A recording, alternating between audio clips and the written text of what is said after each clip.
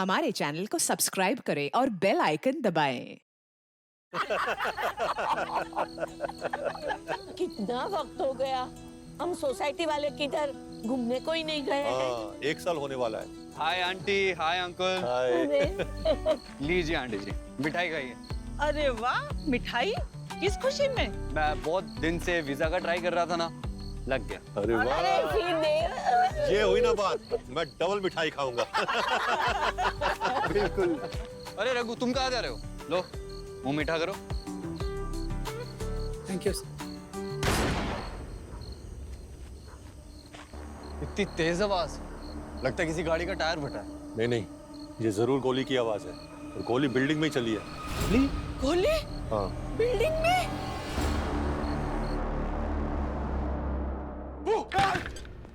क्या सर? हाँ? अरे एक चिट्ठी खोलने के लिए इतना डर क्यों रहे हैं? सर मुझे पता है, पंकज के डरने की वजह पूर्वी। डेड नानी। पूर्वी, ये क्या है यार? मेरे राज क्यों खोल रही हो? किस राज की बात हो रही है? जरा हमें भी तो सुनाओ। सर पंकज सर कल अपने दोस्त के साथ मूवी देखने गए थे, अच्छा। डेड नानी। और उसी वजह से ये लेटर खोलने के लिए इतना डर रहा है, जैसे किसी आत्मा की चिट्ठी आई हो। ये आत्मा का नाम मत लो सर। उस पिक्चर में भी ना एक आत्मा ही ऐसी लोगों को चिट्ठी भेजती है, इसलिए मेरे हाथ कांप रहे सर। लेटर खोलो और पढ़ो। पंकज, लेटर पढ़ो।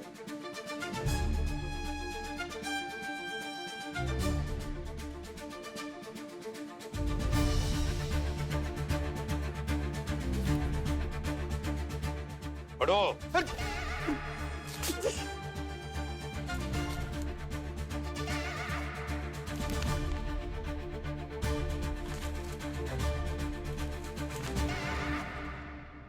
अरे अरे सर, ये तो मेरे दोस्त जतिन का शादी का इनविटेशन है। Hello, CID bureau. क्या? कहाँ पे?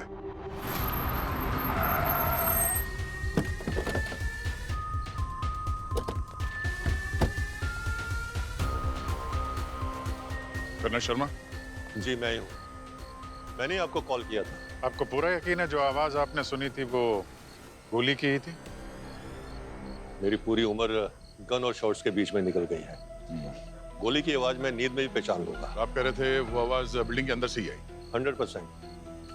कर्नल शर्मा, आपके बिल्डिंग में जितने लोग हैं सारे यहाँ पे मौजूद है? कोई बाहर तो नहीं गया? गोली चलने के बाद मैंने और हेमंत ने वॉचमैन के साथ मिलकर सारे फ्लैट चेक किए थे। एक फ्लैट का दरवाजा नहीं खुला, फ्लैट नंबर 403। किसका फ्लैट है वो? विक्रांत का। मुझे तो लगता है उसने खुद किसी को गोली मारी है अपने ही फ्लैट में। 1 नंबर का बदतमीज इंसान था वो। आप जरा वो फ्लैट दिखाइए। आइए हेमंत। यहाँ इतना अंधेरा क्यों है? यहाँ की लाइट अक्सर खराब ही रहती है। वो है विक्रांत का घर।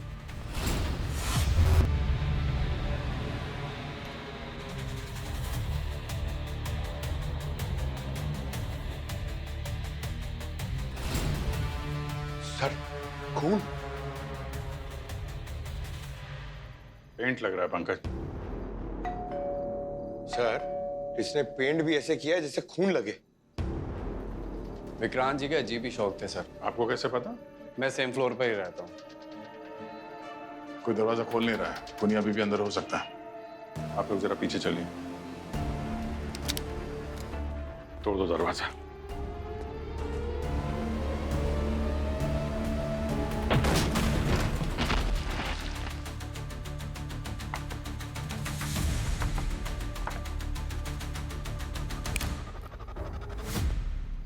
आइए आइए। आप लोग इधर ही रुकिए, पीछे पीछे। मेरे छोटे से घर में आप सभी का स्वागत है। आप ही का इंतजार कर रहा था मैं। जिसे आप इतनी जुनून से ढूंढ रहे हैं वो यही है। सर ये आवाज यहाँ से आ रही है सर। मुझे मालूम था कि आप लोग जरूर आएंगे, इसलिए तो आपकी मेहमान नवाजी के लिए रुका हुआ था। वरना मेरा बुलावा तो कब का आ चुका है।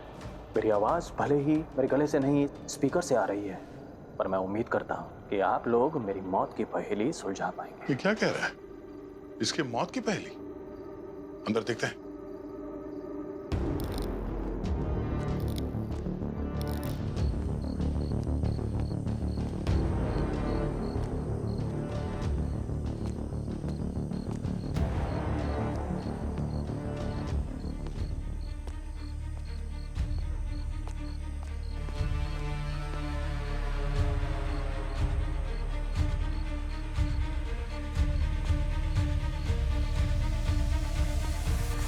ये तो मर चुका है? हाँ।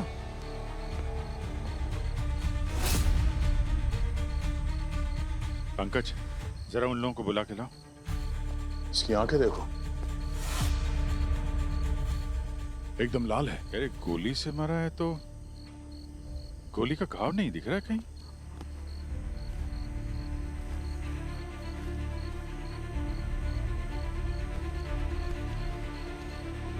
गोली तो छोड़ो, पूरे शरीर में कोई घाव या चोट का कोई निशान नहीं है। सिर्फ हाथ में ये पट्टी बंधी हुई है, वो भी 2-3 हफ्ते पुराना लग रहा है।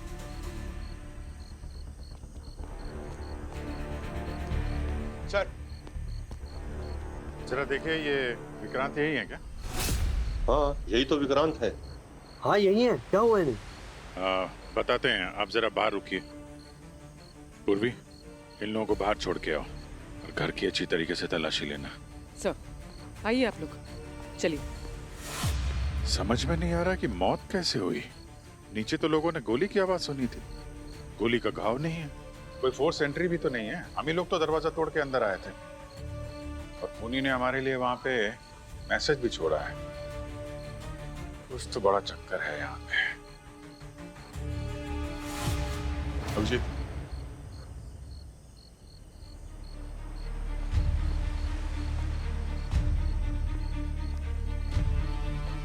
क्लेमी,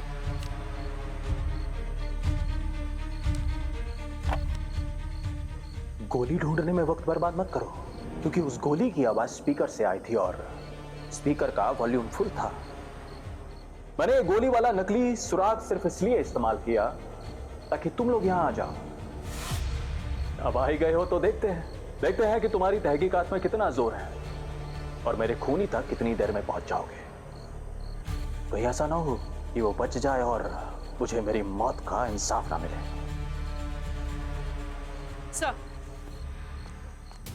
सर ये फोन मिला है, पुराने स्टाइल वाला, इसमें कैमरा वगैरह कुछ नहीं। आज के जमाने में हर आदमी स्मार्टफोन यूज करता है, इतना पुराना फोन यूज कर रहा था ये। सर अंदर एक कमरा है जिसे आप लोग देखेंगे ना तो देखते रह जाएंगे। दिखाओ सर।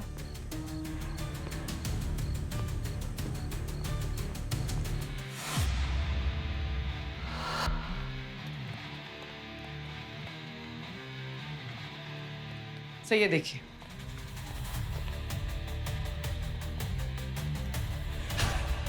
ये घर है कि म्यूजियम है?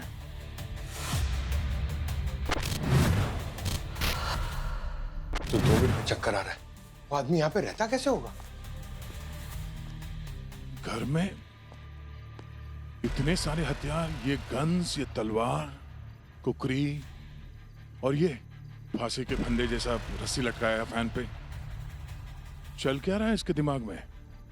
कोई घर में इतना सारा ये हथियार कोई क्यों रखेगा? अरे यार, यहाँ देखो, यहाँ तो जहर की भरमार है। सांप का जहर, बिच्छू का जहर और कुछ तो बड़े खतरनाक केमिकल से बनाया हुआ है। घर पे बैठ के जहर बनाता था क्या?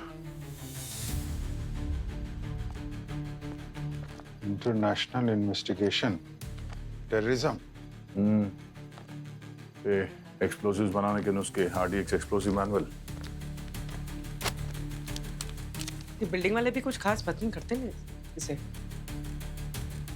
जरूर किसी बड़े गिरोह से जुड़ा हुआ है, ये बड़ा अपराधी है ये। इसके बारे में पूछते हैं बिल्डिंग वालों से, उनकी नापसंदगी की वजह क्या है।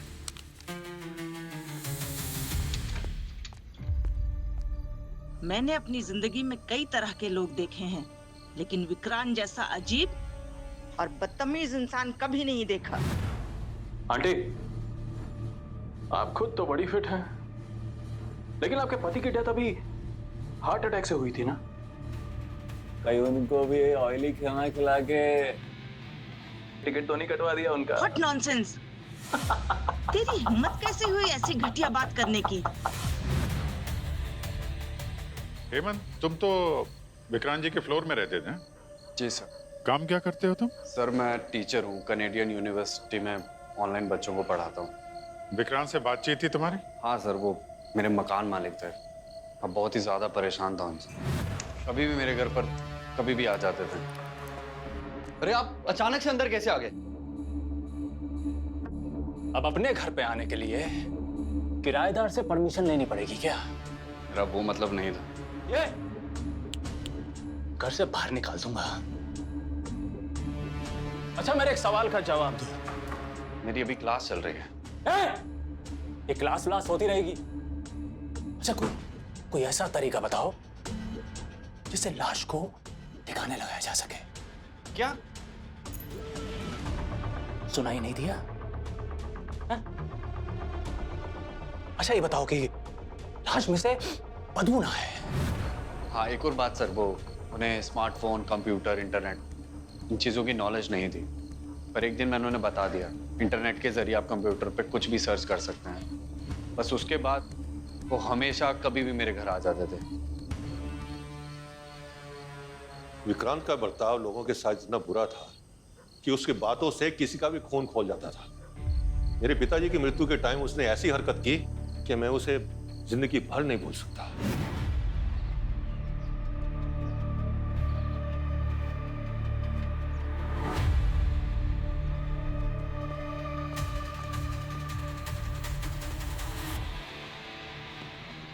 अरे आप क्यों रो रहे हैं शर्मा जी? आपको तो जश्न मनाना चाहिए। पूरा 3 BHK नाम करके गए हैं बाबूजी आपके। How dare you? How dare you? Thank Sharma ji, आप जाइए।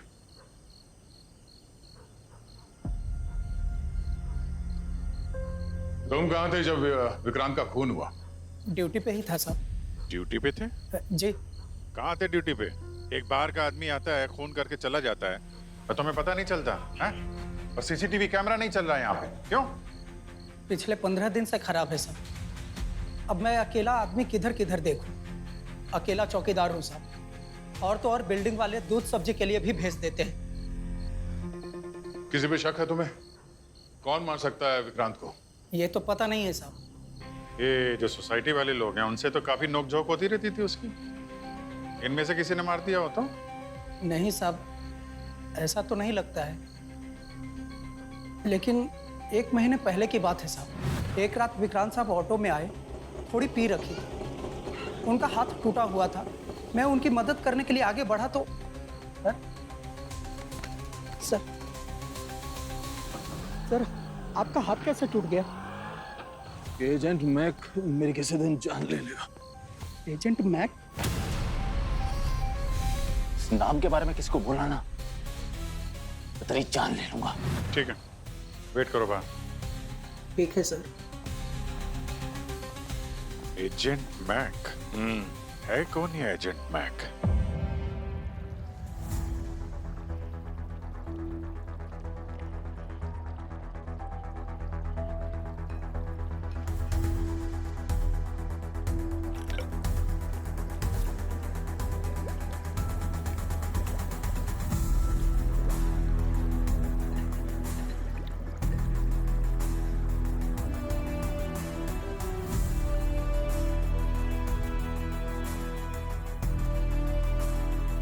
ये है जायरोफॉर्म का छोटा भाई।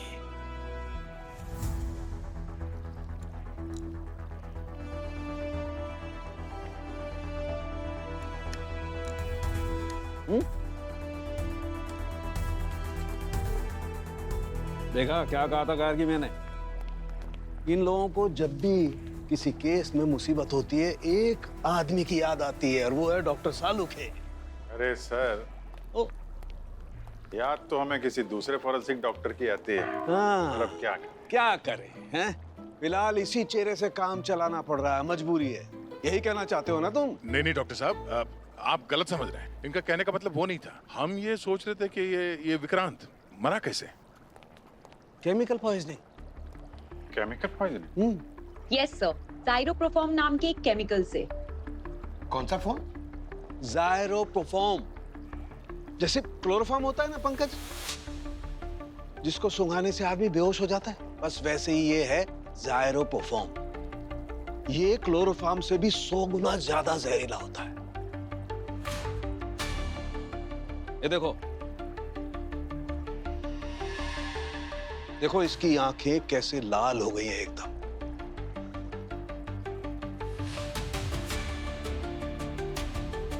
ये इसी केमिकल का असर है। इसकी आंखों की ब्लड वेसल्स एकदम फट गई, खून आंखों में आ गया और इसीलिए लाल हो गई। यार ये केमिकल ज़ाइरोप्रोफॉर्म अगर इतना खतरनाक है तो आसानी से मिलता भी नहीं होगा। हाँ, नहीं मिलता बॉस। मतलब सर बहुत कम ऐसे लोग होंगे जो इसे खरीदते और बेचते होंगे, फिर तो इसकी लिस्ट बनाना आसान है। अवनी? जी सर, मैं पता करके आती हूँ।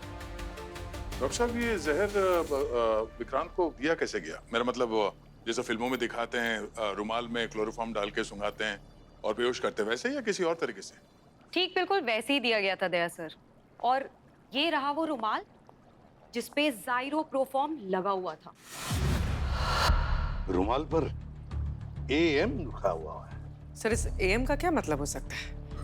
मैं बताऊं सर, ये खून ना सुबह में हुआ था इसलिए AM लिखा है, अगर रात में हुआ होता तो PM लिखा होता, है ना सर? AM का मतलब है एजेंट मैक। एजेंट मैक ये नाम विक्रांत की बिल्डिंग के चौकीदार ने हमें बताया था। Agent Mac.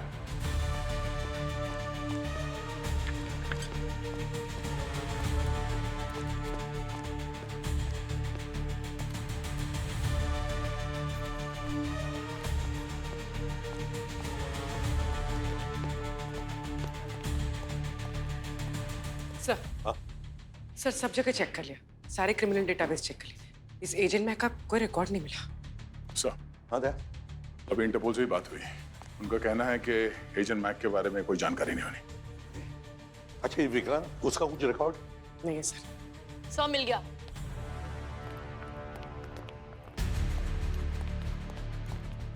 ये देखिए सर, एक सोशल मीडिया साइट पे झारखंड के किसी आदमी ने इस किताब का जिक्र किया है, एजेंट मैक। एजेंट मैक किताब है? कैसी किताब है ये? सर ये एक ऐसे अंडरवर्ल्ड मुजरिम के बारे में है जिसने अपने खुद के किए हुए अपराध इस किताब में लिखे हैं। राइटर कौन है? राइटर का नाम मेंशन नहीं है सर, सिर्फ अज्ञात लिख रहे हैं। अज्ञात, एनोनिमस। प्राइवेट नंबर से मैसेज? पंकज, ईमेल देख, email. Sir sir sir Vikrant ने मुझे एक वॉइस मैसेज भेजा है, कह रहा है ईमेल चेक करो। अच्छा भाई चेक करो ना।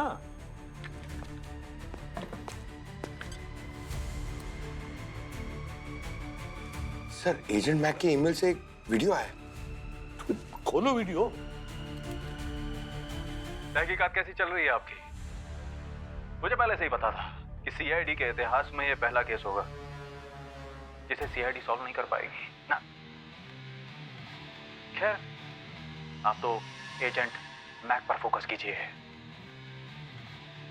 अगर उस किताब के लेखक को आपने ढूंढ लिया तो समझ लीजिए मेरे खूनी तक पहुंच जाएंगे आप।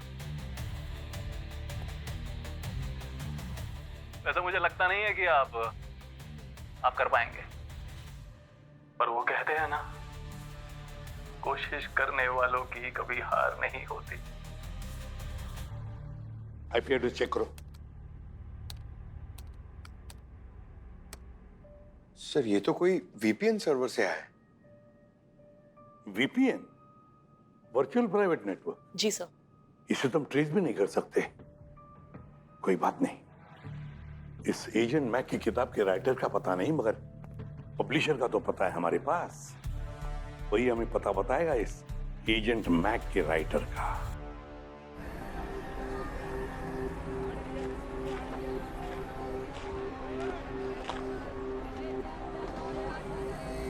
शू मैडम सेब ले लो मैडम। नहीं कश्मीरी नहीं, सेब है अरे मैडम, बहुत मीठे हैं। अरे मैडम भैया मैं ये नहीं खाती हूँ। अनार ले लो मैम। मैं सिर्फ ऑर्गेनिक खाती हूँ, आपको ऑर्गेनिक पता है ना। पक्का यही किताब के पब्लिशर है? हाँ sir, hot paper publishing house इसी का है।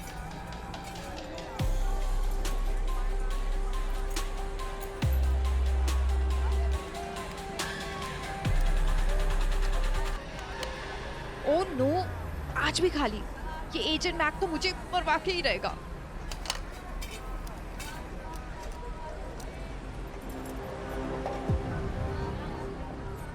हटो यहाँ से, नहीं चाहिए तुम्हारे कपड़े और पर्स, हटो यहाँ से। हथकड़ी चाहिए? सरकारी ब्रांड वाली? हाँ? हथकड़ी? अगर नहीं चाहिए तो एजेंट मैक का पता बता दो। Agent Mac? Oh my god, oh my God.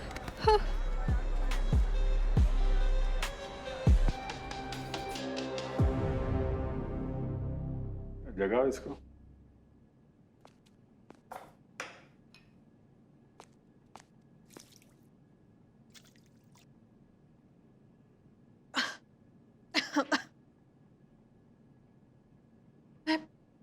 मैं कौन हूँ और मैं कहाँ हूँ? गॉड, यहाँ पे इतनी गर्मी क्यों हो रही है? एसी ऑन नहीं है क्या?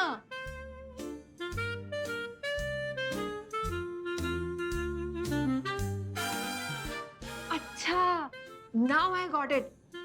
ये ना एजेंट मैक की फैन फेस्टिवल है, राइट?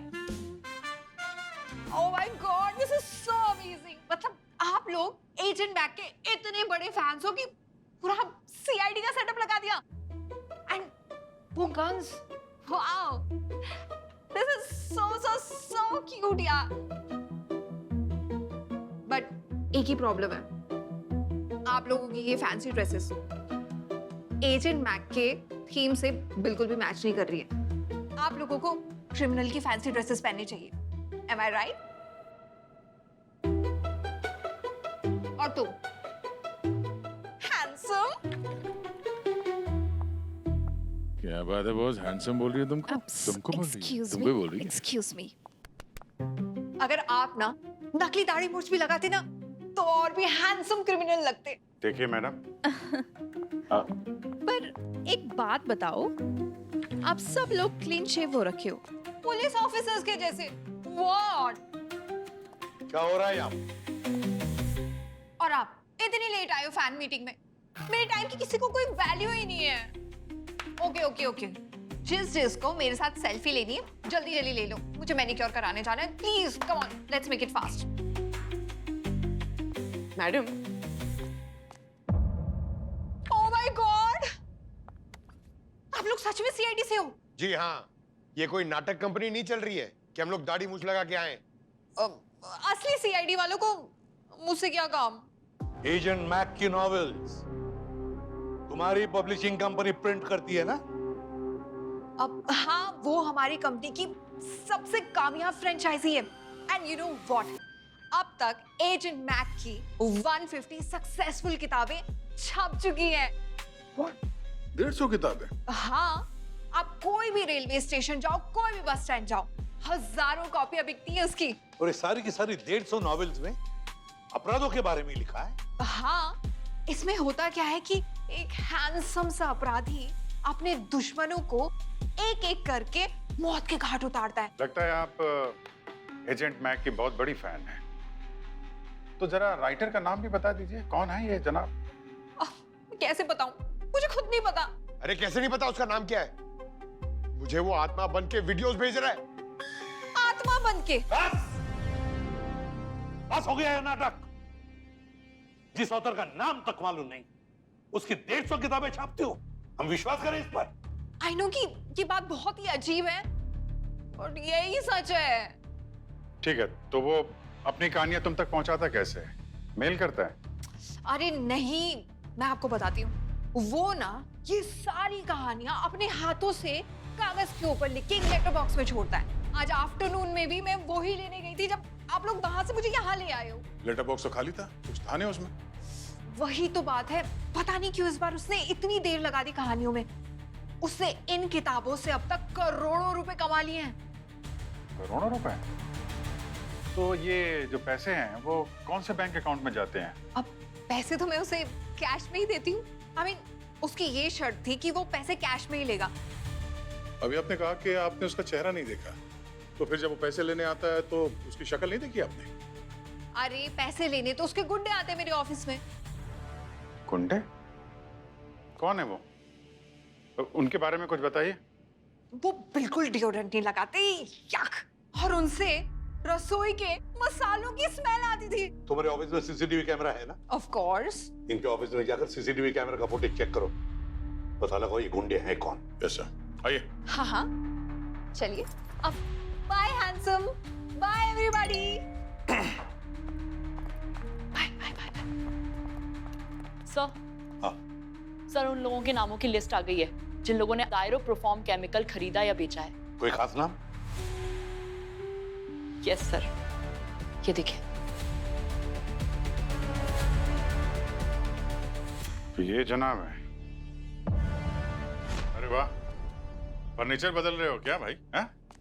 दिवाली की तैयारी कुछ जल्दी नहीं शुरू कर दी तुमने? अरे नहीं सर, वो अब दिवाली भी कनाडा में मनाई जाएगी और होली भी। लेकिन आप यहाँ कैसे? विक्रांत जी का कातिल पकड़ा गया है क्या? बस उसी को पकड़ने आया हूँ। क्या मतलब? ज्यादा भोले मत बनो, समझे? नीचे रखो, चलो बाहर निकलो आप लोग।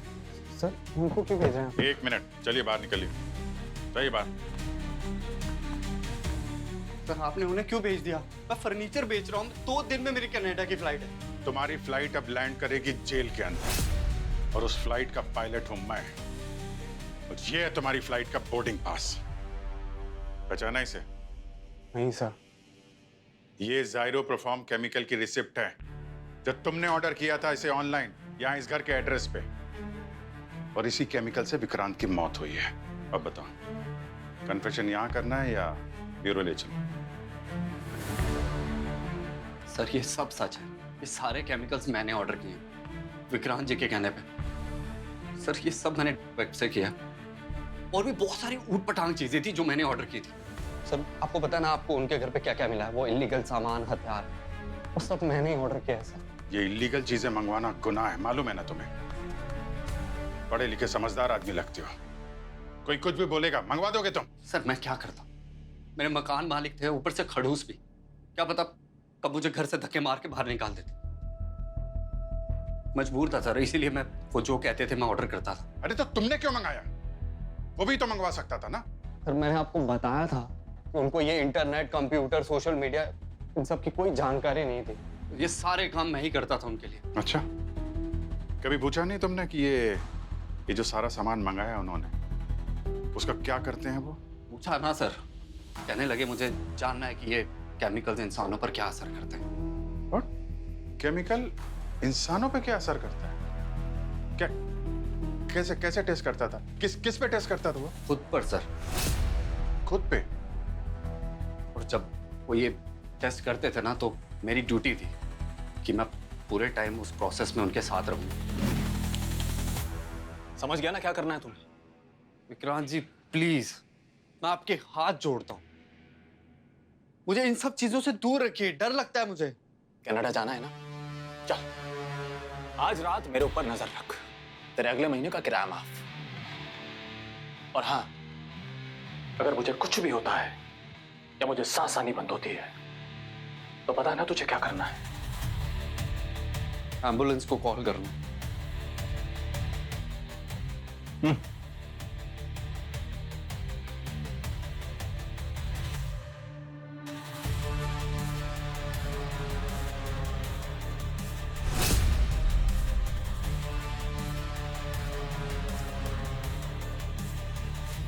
ठीक है, अभी के लिए मान लेता हूं कि तुम बेकसूर हो, लेकिन जब तक गुनहगार पकड़ा नहीं जाता यहां से कहीं बाहर जाना मत। सर प्लीज सर, ऐसे मत करो सर, 2 दिन में कनाडा की फ्लाइट है मेरी। फिक्र मत करो, कुछ ही वक्त की बात है। खून ज्यादा देर तक छुप नहीं पाएगा सीआईडी से। Please come. आइए। गॉड।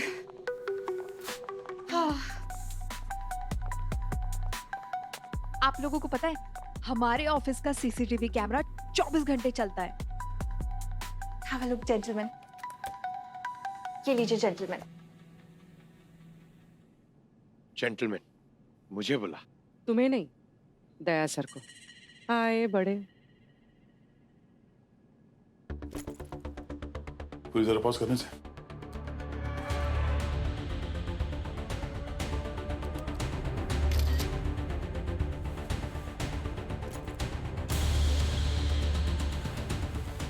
मैम जरा वो रजिस्टर लिखे आना जिसमें वो पैसों के ट्रांजैक्शन लिखे हुए हैं एजेंट मैक के साथ। मैं अभी लेके आती हूँ। प्लीज देखो।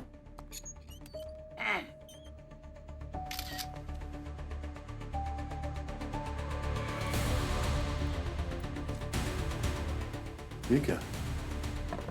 पूरी जरा पॉज करने से ये तो पिंटू है।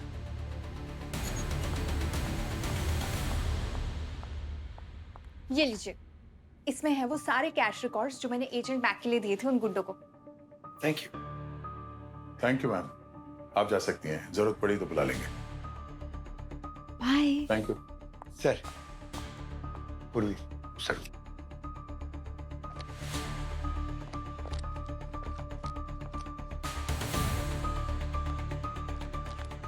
इसने तो कई बार बहुत सारे पैसे दिए हैं एजेंट मैक के गुंडों को।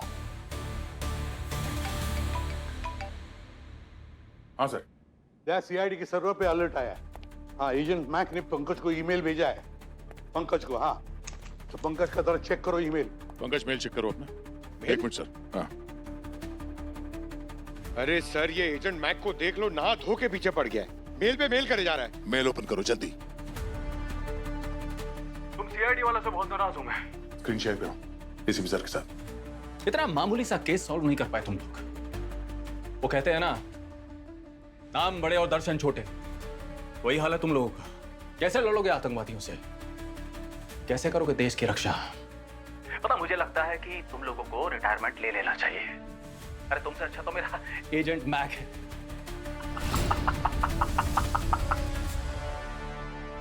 सर, जो कोई भी है ये एजेंट मैक, ये हमारे हाथों से बच नहीं पाएगा। हमें यहाँ पे लीड मिली है सर, पिंटू दादा की। ये पिंटू दादा तो वही है ना जिसे तुमने गिरफ्तार किया था। वो तो कह रहा था कि सजा काट के सुधर गया है। और सर मैं जानता हूँ ये पिंटू दादा कहाँ मिलेगा। बस तो फिर दया, उठाओ उस पिंटू दादा को, वही हमें लेके जाएगा एजेंट मैक तक। अरे ये तो पिंटू दादा का अड्डा हुआ करता था, लगता है इसने होटल खोल लिया है।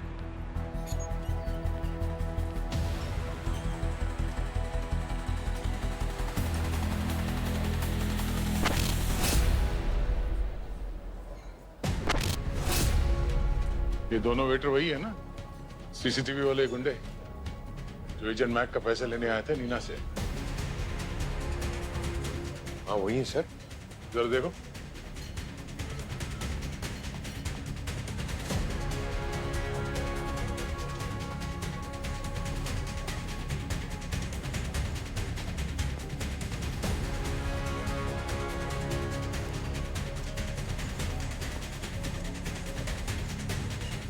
तो तुम लोग एजेंट मैक का पैसा लेने जाते थे ना वहाँ नीना के ऑफिस से? हम तो बस पिंटू दादा के कहने पर पैसा लेने जाते थे। अच्छा, ये वेटर के काम के साथ साथ ये वसूली का काम भी शुरू कर दिया तुम लोगों ने? वो हमें उन पैसों में से 10% हिस्सा देते थे। ओह। नीना,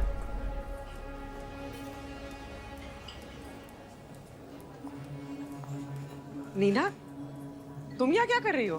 पीछा कर रही थी क्या हमारा? एक्चुअली वो क्या है ना कि मैं अपनी अगली किताब आप लोग इस केस को कैसे सॉल्व करते हो ना उसके ऊपर पब्लिश करना चाहती हूँ। और जासूसों की थोड़ी बहुत जासूसी के लिए तो क्या बुराई है। और हाँ, मैंने कहा था ना कि इन लोगों से रसोई के मसालों की स्मेल आती है क्योंकि ये हर वक्त इस रेस्टोरेंट में काम करते हैं, इसलिए वो स्मेल आती है। अब इतना दिमाग तो मुझ में भी है। हाँ नीना जी, आप वापस अपने ऑफिस जाइए, इस किताब के बारे में बाद में बात करेंगे। ओके? सच में? पक्का? हाँ। प्रॉमिस ना? हाँ ठीक है, जाइए।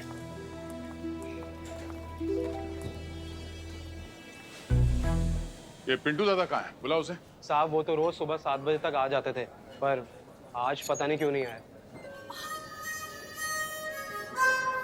हाय। अरे नीना जी, आप फिर आ गई? आप इनसे पूछिए ना कि एजेंट मैक अपनी अगली कहानी कब देगा। मेरा बहुत ही नुकसान हो रहा है, प्लीज। आप मैक दादा की बात कर रही हो ना? तुम एजेंट मैक को जानते हो? हाँ साहब, वो पिंटू दादा के बहुत अच्छे दोस्त हैं। वो नीना जी, आप प्लीज जाइए अपने ऑफिस में, हम जो भी है बाद में बात कर लेंगे, है ना? पक्का प्रॉमिस? हाँ, अब जाइए।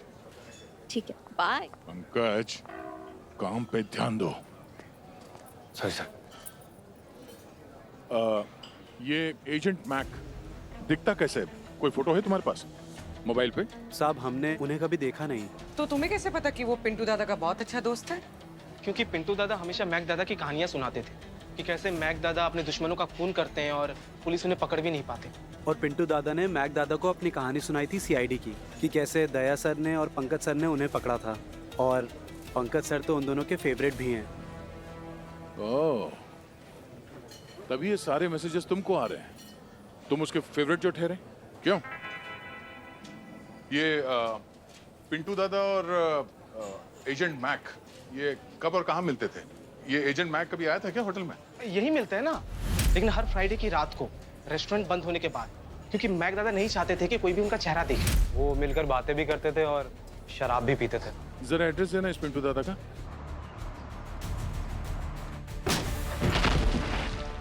पिंटू दादा उठो। ओए पिंटू, तू मर चुका। क्या? इसकी आंखें देखो, लाल है, ठीक वैसे जैसे विक्रांत की थी। सर लगता है इस पे भी वही केमिकल का इस्तेमाल किया गया है, जाइरोप्रोफॉर्म। एग्जैक्टली।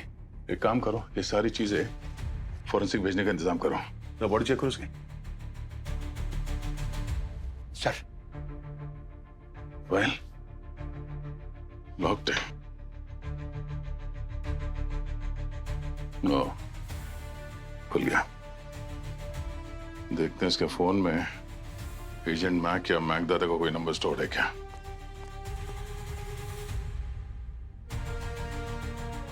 हाँ, स्टोर्ड है, एजेंट मैक। अरे तो ये है एजेंट मैक। सर, ये एजेंट मैक निकलेगा, ये तो मैंने कभी सपने में भी नहीं सोचा था। Agent Mac.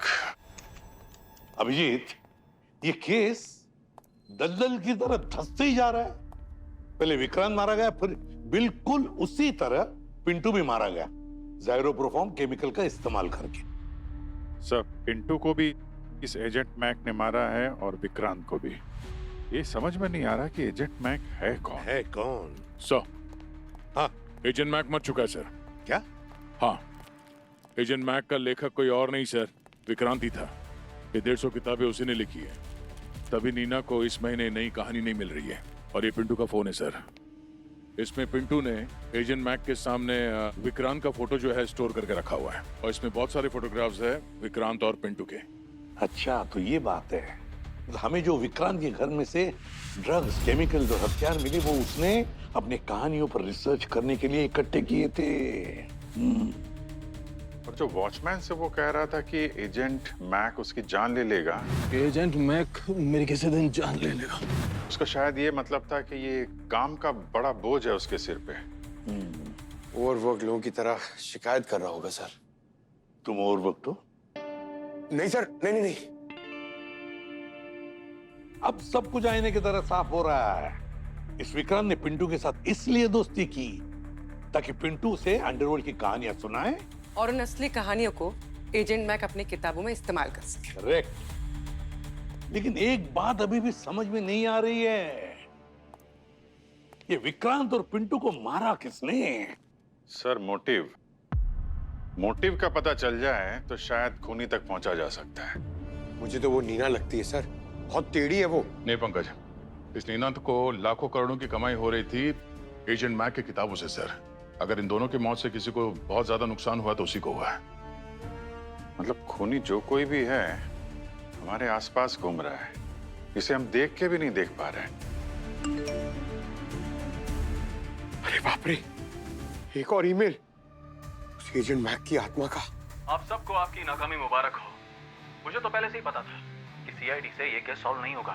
तो देखो, वही हुआ।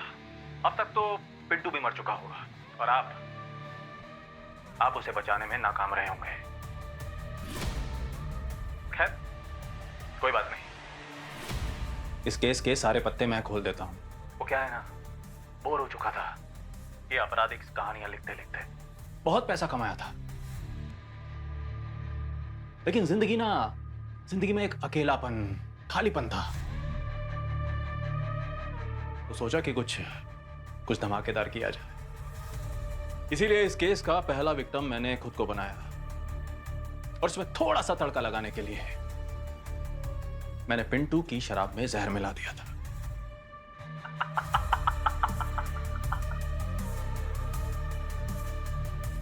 अलविदा। सर, ये तो खून का केस है ही नहीं, ये तो आत्महत्या का केस है। नहीं पंकज, इस वीडियो में गड़बड़ है, गड़बड़ है इस वीडियो में। याद है सालुंखे ने साफ साफ कहा था कि विक्रांत को जहर वाला रुमाल सूंघा कर मारा है, सूंघा कर। मतलब सर कोई तो है जो इस खून को आत्महत्या का नकाब पहनाकर हमें गुमराह करने की कोशिश कर रहा है। एग्जैक्टली। अब रही बात उन पैसों की, लेकिन अब वो पैसे गए कहाँ? नीना की डायरी देखते हैं, शायद उसमें हमें कुछ मिल जाएगा। माय गॉड, नीना ने विक्रांत को 5 करोड़ रुपए दिए हैं इस एजेंट मैक की नॉवेल्स के बदले में। मतलब सर ये सारा मामला पैसों का है, खूनी सारे पैसे लेके फरार हो गया। और हम उसके पीछे ना जाएं, इसलिए वो हमें यकीन दिलाना चाहता है कि ये सारा मामला सुसाइड का है। मतलब सर ये वीडियो भी नकली है? वो विक्रांत की आत्मा, सॉरी, विक्रांत नहीं है। पंकज, विक्रांत के घर पे जो हमने ऑडियो मैसेज सुना था, उस पे खूनी ने सीआईडी का जिक्र ही नहीं किया था, बल्कि उसके बाद में जो वीडियोस मिले उसमें सीआईडी का बार बार जिक्र किया था। पता है क्यों? क्यों सर? क्योंकि उसे लगा था कि कंप्लेंट जाने पर लोकल पुलिस आएगी, मगर कर्नल शर्मा ने फोन किया था सीआईडी को और हम वहां पहुंच गए। उसके बाद हर वीडियो को एडिट किया, जहां जहां सीआईडी का नाम इस्तेमाल हुआ है वहां वहां उसने विक्रांत का चेहरा नहीं बल्कि उसका हाथ या पैर का शॉट लगाया है। सीआईडी के इतिहास में ये पहला केस होगा। मतलब कमाल की एडिटिंग की है। पंकज, खूनी ने किसी बहाने से विक्रांत से वो मैसेज रिकॉर्ड करवा लिए, और जब हमें वो वीडियो मैसेज भेजे थे ना, तो एडिट करके भेज दिया। प्लानिंग अच्छी थी, लेकिन कब तक? एक ना एक दिन तो फंसना ही था। और रही बात उस 5 करोड़ रुपयों की, बस उस पैसों का पता लगाओ तो वही सुराग हमें उस खूनी तक ले जाएगा।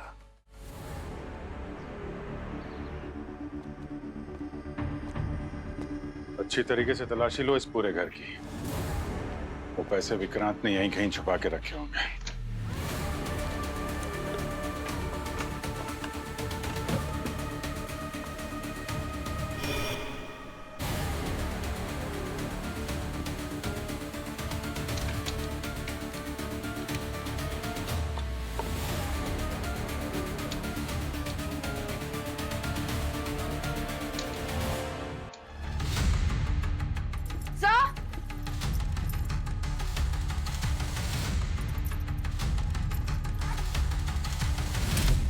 हाँ बोले। ये देखिए सर। अरे ये सारे नोट्स, ये सारे पैसे तो यही हैं। तो उन दोनों का खून क्यों हुआ फिर? सर शायद सही मौके की तलाश में होगा पैसे उड़ाने के लिए, और उससे पहले हम पहुंच गए। अरे ये क्या? सिर्फ ऊपर का नोट असली है, बाकी सब नकली।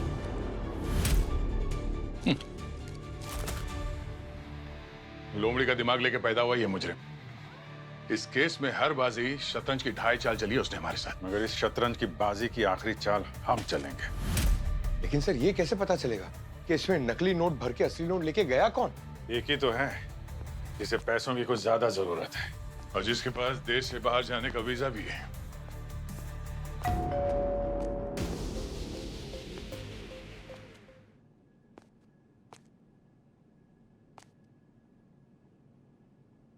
अरे भाई साहब, इस केस में ऑलरेडी 2 दरवाजे तोड़ चुके हो, थोड़ा तो वेट करिए ना भाई साहब।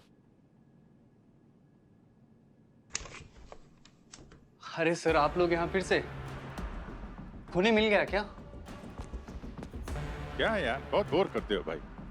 सेम एक्सप्रेशन वही है तुम्हारा, गरीब मजबूर वाला। और हमेशा की तरह वही घिसा पिटा डायलॉग, खूनी पकड़ा गया क्या, तुम लोग यहाँ कैसे हैं? अरे सामान वामान पैक है, कनाडा जाने की तैयारी चल रही थी। ओह हाँ वो।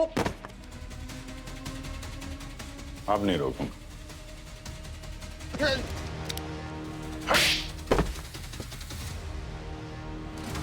मुझे पैसों की सख्त जरूरत थी। पैसों की जरूरत बहुत लोगों को होती है, पर सब लोग तुम्हारी तरह गलत राह पे नहीं निकल पड़ते। खून किए हैं तुमने, खून। वो विक्रांत ने मेरा पूरा दिमाग खराब कर दिया था। जब देखो दारू पीकर कभी भी मेरे घर पर आता था, तो वो क्या करता मैं? सच में मेरी साइकोलॉजी पूरी खराब हो गई थी। फिर एक दिन उसने मुझे एजेंट मैक वाला राज बता दिया। Mac agent. और जब तुम्हें पता चला एजेंट मैक के किताबों से वो करोड़पति बन गया है, तो तुम्हारे दिमाग में भी जुर्म करने की बत्ती जल गई। हाँ, इतना भरोसा करता था मुझ पर वो। बस उसने इसके अलावा भी बहुत सारी चीजें बताई। उसकी अंडरवर्ल्ड वाली दोस्ती वो पिंटू के साथ, पूरे किस्से बताए उसने मुझे। बस यही नहीं बताया कि पैसे कहाँ रखे। तो पैसों के चक्कर में तुमने विक्रांत का खून कर दिया? ना ना ना, वो पैसे मैंने पहले ही चुरा लिए थे। जिस दिन वो दारू के नशे में बहुत धुत था ना, उस दिन। पिंटू को क्यों मारा तुमने? विक्रांत ने उसे बता दिया था कि मैंने उसके पैसे चुराए हैं। और पिंटू मुझे धमकाया जा रहा था, अगर मैं विक्रांत के पैसे वापस नहीं करूंगा तो वो मुझे छोड़ेगा नहीं। फिर तुमने पिंटू के दारू में वो ज़ाइरोप्रोफॉर्म केमिकल डाल दिया और उसकी जान ले ली। मजबूर था सर मैं। मेरी गरीबी और मेरे उज्जवल भविष्य के बीच में ना वो दोनों आकर खड़े हो गए थे। मारना पड़ा उन दोनों को मुझे। तुम्हारा उज्जवल भविष्य कितना अंधकार में होने वाला है, इसका कोई आइडिया नहीं है तुम्हें। और वो जो वीडियो मैसेज भेज रहे थे हम लोगों को, उसका क्या चक्कर है? विक्रांत का हाथ फ्रैक्चर था, वो कहानियां नहीं लिख पा रहा था। मैंने उसे एक ऐप के बारे में बताया जो आवाज को लिखाई में कन्वर्ट करता था। वाह, वॉइस टू टेक्स्ट सॉफ्टवेयर। हाँ वही। जब विक्रांत अपनी कहानियों का नरेशन करता था, मेरे दिमाग में एक आइडिया आया। मैं उन्हीं नरेशंस की वीडियोस को रिकॉर्ड करके कानून को गुमराह कर सकता हूं, और मुझे अच्छा खासा टाइम मिल जाएगा कि मैं देश छोड़कर निकल जाऊं। फिर मैंने वीडियोस को एडिट करना शुरू किया और आपको भेजना शुरू किया। इतना अच्छा दिमाग अगर सही जगह लगाते तो शायद कनाडा पहुंच भी जाते। पर अब सर प्लीज सर, मुझे जाने दीजिए। मैं आप सबको पैसों से माला माल कर दूं। चुप! तू हमें खरीदना चाहते, सीआईडी को? बहुत पछताओगे तुम। जेल की सलाखों के पीछे सड़ते बैठना, किए हुए जुर्म का पछतावा करते हैं, तब तक फांसी का ऑर्डर आ ही जाएगा। सीनियर इंस्पेक्टर दया, तुमने सीआईडी की और देश की सेवा की, उसके लिए बहुत धन्यवाद। आज से तुम सीआईडी का हिस्सा नहीं हो। सर, आप हर मुजरिम को अपनी बात रखने का मौका देते हैं, क्या ये मौका मुझे नहीं मिलेगा? नहीं दया, क्योंकि तुम जैसे सीआईडी ऑफिसर से ऐसे अपराध की उम्मीद नहीं थी। सर, कानून क्या कहता है मुझे उससे कोई लेना देना नहीं, मगर आपको क्या लगता है मैं गुनहगार हूं? दया, मैं क्या सोचता हूं ये मायने नहीं रखता। कानून क्या सोचता है ये जरूरी है। कानून की नजरों में तुम एक गुनहगार हो। ठीक है सर, जब आपने मेरी जिंदगी का फैसला कर ही लिया है तो वैसे ही।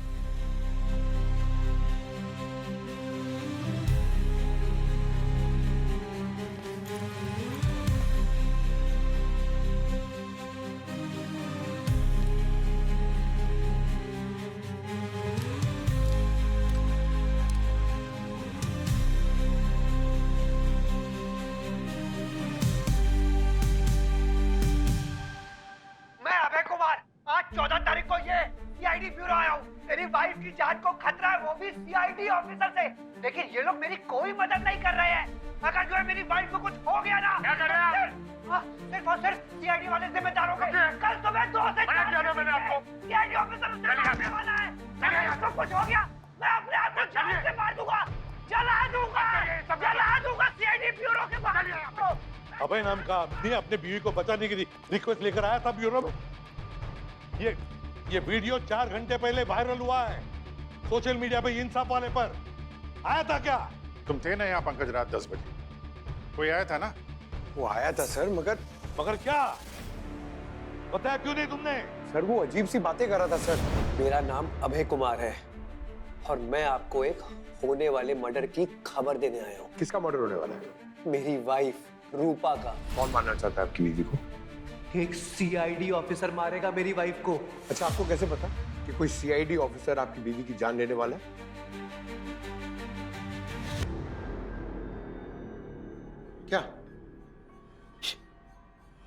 क्या हुआ? अरे पास आओ, सिर्फ कान में बता सकता हूँ।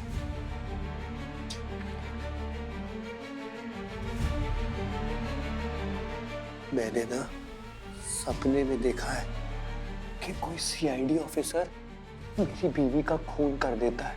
और तुम्हें पता है मेरे सपने सच होते हैं। हाँ।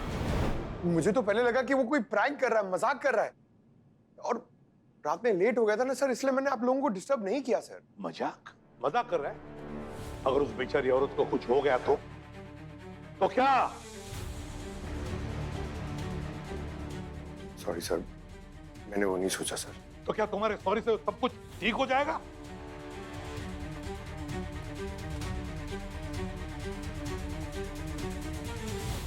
मुझे कुछ ठीक नहीं लग रहा है अभिजीत। कुछ तो होने वाला है इस रूपा के साथ।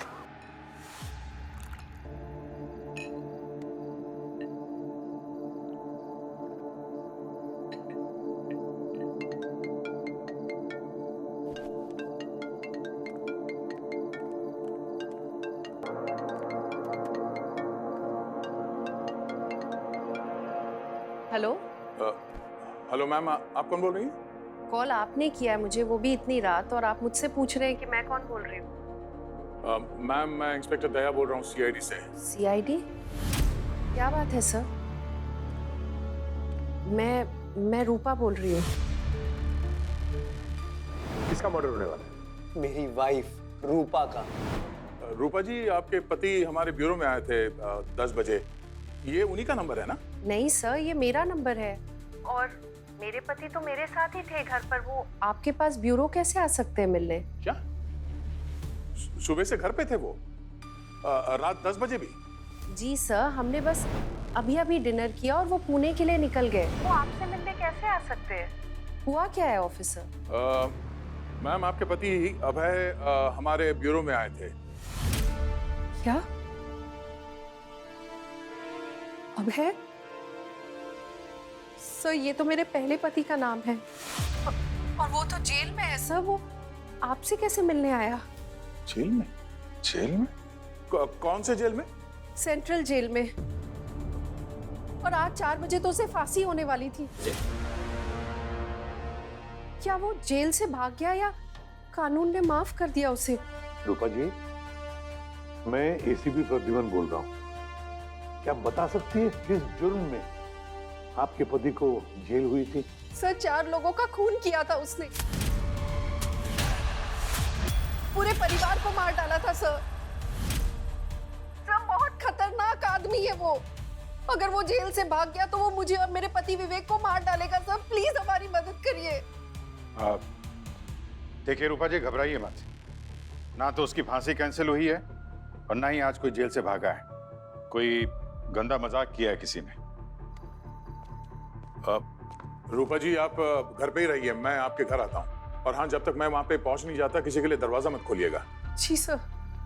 सर प्लीज आप जल्दी आइए सर, प्लीज। और हाँ, आपका ये एड्रेस यही है ना, G4 रुक्मणी गार्डन? ओह गॉड, यानी उसे मेरे नए घर का एड्रेस भी पता है।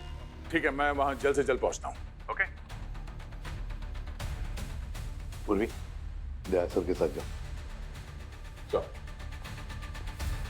पंकज, इस अभय की पूरी कुंडली निकालो।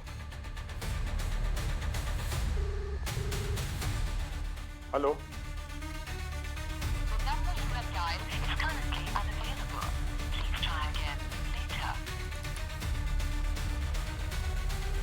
सर, सेंट्रल जेल में बात हुई है। ये अभय जेल के अंदर ही है सर, और उसको आज 4 बजे फांसी होने वाली है, करीब 1 घंटे बाद। तो फिर अभिजीत, वो कौन था जो ब्यूरो में हमने बंद कराया था।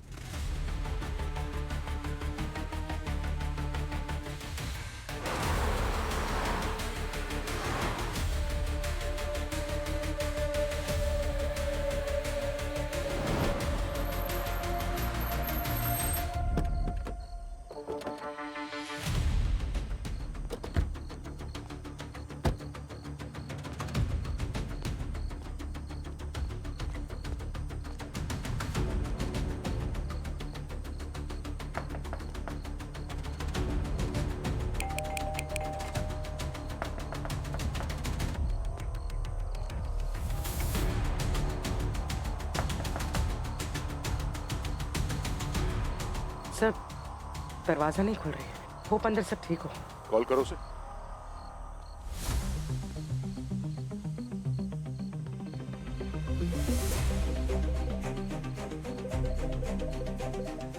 बेल बजने की आवाज तो आ रही है अंदर, लगता है दरवाजा तोड़ना पड़ेगा। हाँ जी सर। आप कौन और यहाँ कैसे? सीआईडी।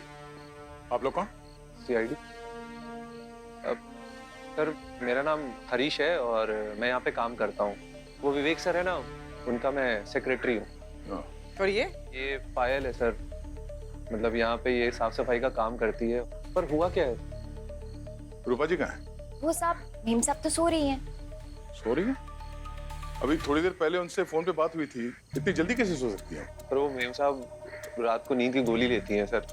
तो अब आप लोग को अगर कुछ अर्जेंट काम नहीं है तो प्लीज सुबह आ जाइए। नहीं, अर्जेंट तो है। ये दरवाजे की चाबी है आपके पास या तोड़ना ही पड़ेगा? आप नहीं, तुम जाओ वो दूसरी चाबी लेके आ जाओ। मैं लेकर आती हूँ। ये लाइट्स इतने डिम क्यों है? ऐसे बिजली सब बंद करके सोती हैं क्या रूपा जी? नहीं सर, लाइट रहती है। एक मिनट मैं देख लेता हूँ।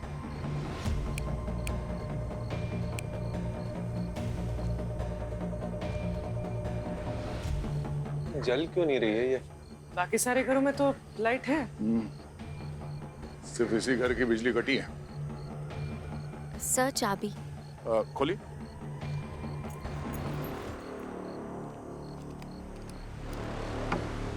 सर मैं अंदर की लाइट एक बार ऑन करके देखता हूँ।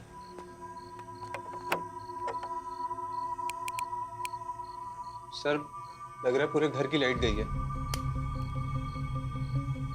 पूर्वी, हरीश के साथ जाओ और मीटर बॉक्स चेक करो, देखो बिजली क्यों नहीं आ रही। चलिए।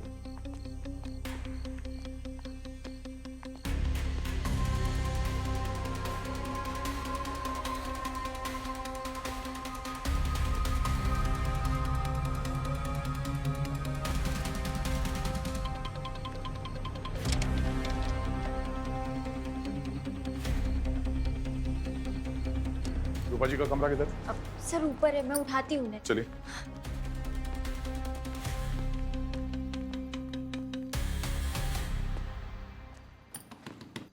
मेम साहब, दरवाजा खोलिए। सीआईडी के ऑफिसर आए, उन्हें आपसे कुछ जरूरी काम है। सर मेम साहब तो जवाब नहीं दे रही हैं।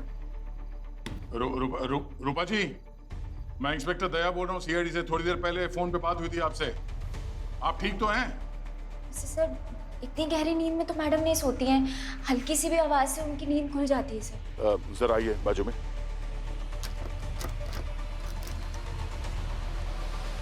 दरवाजा तोड़ना पड़ेगा। आप अंदर जाइए। रूपा जी आप ठीक हैं? रूपा जी,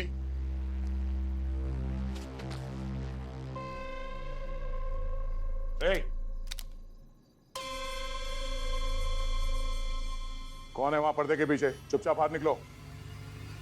चुपचाप बाहर निकलो, ना तो गोली मार दूंगा। मैडम गोली चली।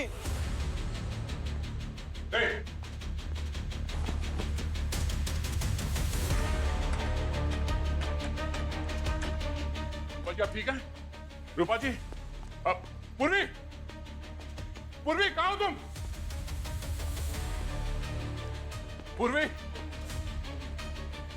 पूर्वी यहां से कोई भागा है, गोली चला के देखो जल्दी। मेम साहब,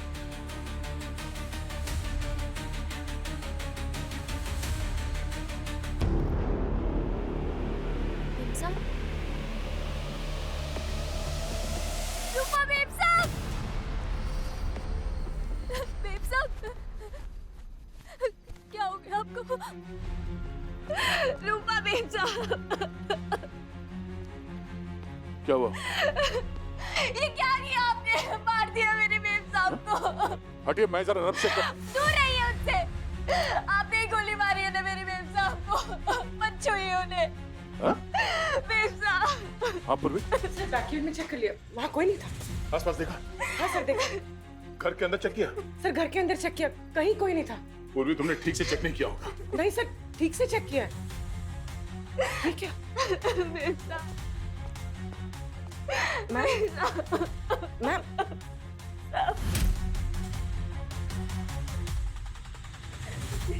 She's dead, sir. हम मर गए मेम साहब, और आपके सर ने मारा इन्हें। क्या? एक सीआईडी ऑफिसर मारेगा मेरी वाइफ को।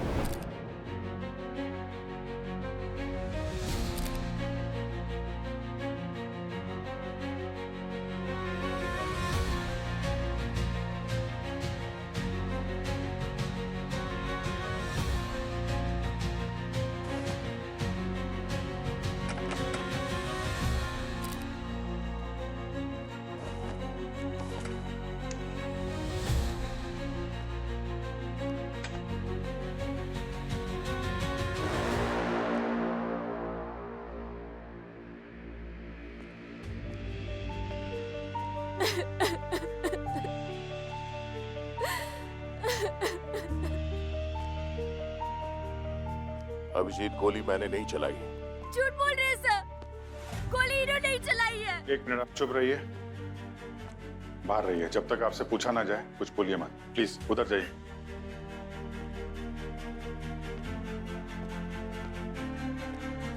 यार दया, एग्जैक्टली क्या हुआ था जब तुम दरवाजा तोड़ के अंदर आए? क्या हुआ था? पूरी बात बताओ यार। कमरे के अंदर गुप अंधेरा था, कुछ ठीक से नजर नहीं आ रहा था। तभी मेरी नजर वहां पर्दे के पीछे पड़ी, किसी के जूते थे, कोई तो था, और उसे कहा कि पर्दे से बाहर निकले वो, और तभी गोली चलने की आवाज आई। उसी वक्त गोली चलने की आवाज आई, और गोली तुम्हारे गन से नहीं चली? नहीं, किसी और के गन से चली। और तब तक रूपा जिंदा थी कि या मर चुकी थी? पता नहीं यार, मैं वही तो कह रहा हूँ। कमरे में अंधेरा था, कुछ ठीक से नजर नहीं आ रहा था। क्या साहब, कितना झूठ बोल रहे हो? हाँ, कुछ तो शर्म करो। अगर कमरे में अंधेरा था तो आपको वो जूते कैसे दिख गए? एक मिनट, आपको बोला है ना कि मुंह पे ताला लगा के खड़े रहिए। बात करेंगे अभी आपसे, आप लोग उधर जाइए, उधर खड़े हो जाइए। हाँ दे, उसके बाद क्या? उसके बाद मैंने वो पर्दा हटा के देखा तो वहां पे कोई नहीं था। वो जूते वहीं पर थे, शायद वो खिड़की से कूद कर भाग गया होगा।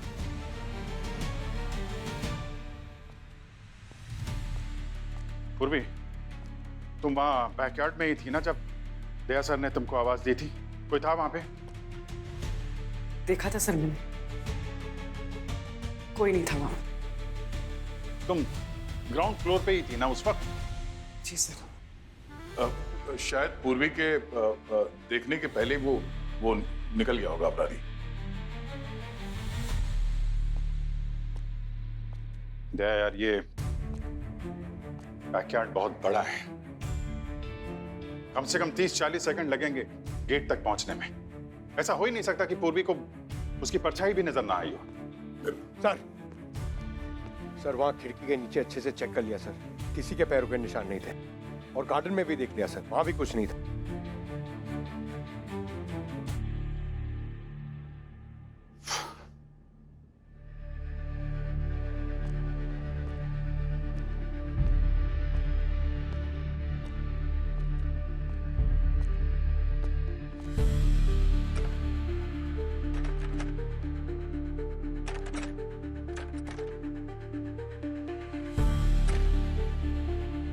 यार दया, ये खिड़की तो जाम है, अंदर से बंद है बिल्कुल। हाँ, मैंने भी कोशिश की थी खोलने की, बहुत जाम है। अरे जब तुम ही कह रहे हो कि जाम है खिड़की, तो खूनी यहां से कैसे जा सकता है बाहर? अरे यार, तो कहीं और से भाग गया होगा वो। कहां से? तुम यहां खड़े थे इस दरवाजे पे, यहां से तो गया नहीं। इस दरवाजे के अलावा कोई जगह नहीं है। तो गया कहां से यार? अरे यार, ये खिड़की विड़की छोड़ दो, खिड़की ने तो कहीं और से गया होगा। मैं जब बोल रहा हूं कि गोली मैंने नहीं चलाई तो नहीं चलाई। अब हम लोग असली खूनी को ढूंढने के लिए तहकीकात शुरू कर सकते हैं। हाँ, वही कर रहे हैं बस, वही कर रहे हैं। करगी, प्राइमा फेसी एविडेंस क्या कहता है? सर अभी तो इतना ही बता सकती हूँ कि बॉडी में बुलेट पेट से एंटर हुई है, शरीर पर कोई एग्जिट वुंड भी नहीं है। इसका मतलब गोली अभी भी बॉडी के अंदर ही है। यार जब गोली चली थी तो बॉडी की पोजीशन यही थी। अरे यार अभिजीत, मैं तुमसे कह रहा हूं कि कमरे में अंधेरा था, ये रूपा किस पोजीशन में सोई थी मैं नहीं देख पाया। जब तुम अंदर आए तो तुमने पहले ये चेक नहीं किया कि रूपा ठीक है या नहीं? जब कमरे में आया तब खूनी सामने था तो पहले तो मैं उसे डील करूंगा ना। कमरे में और कोई नहीं था दया, कमरे में सिर्फ 2 लोग थे, तुम और रूपा। क्या कहना चाह रहे हो कि रूपा को गोली मैंने मारी? मैंने ऐसा नहीं कहा। ठीक है, जब लाइट आई तब बॉडी की पोजीशन कैसी थी? अरे मैं नहीं देख पाया, तब तक ये पायल आ गई अंदर, इसकी वजह से मैं कुछ भी नहीं देख पाया। बस अब ये ठीक है, खून आपने किया और अब इल्जाम मुझ पे लगा रहे हैं। रूपा, रूपा, रूपा, रुकिए, रुकिए। कौन? एक सेकंड, पीछे आइए। ये कैसे हुआ? किसने किया ये सब? साहब इन्होंने मारा हमारी मैडम को। क्यों? क्या दुश्मनी थी तुम्हारी मेरी बीवी से? क्या बोलो। इन सबको बाहर आइए, बाहर लेके जाओ। चलिए, एक तो इन्होंने हमारी मैडम को मार दिया, ऊपर से आप अपने साथी को बचाने की कोशिश कर रहे हैं। चलिए बाहर चलिए प्लीज।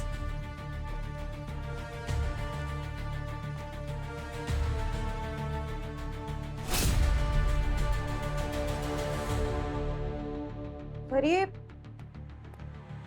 बेड के पास से ये गोली का शेल मिला है। फैंटास्टिक। अभिजीत, मैंने तुमसे कहा था ना, गोली यहीं से चली है, खूनी यहीं पर था। कर दे, ये तो पता चल ही जाएगा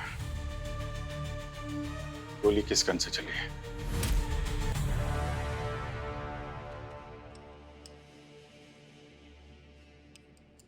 ये तो 9 बुलेट्स हैं, ओनली 10 चाहिए, एक कम है। पता नहीं सर, मैंने चेक नहीं किया।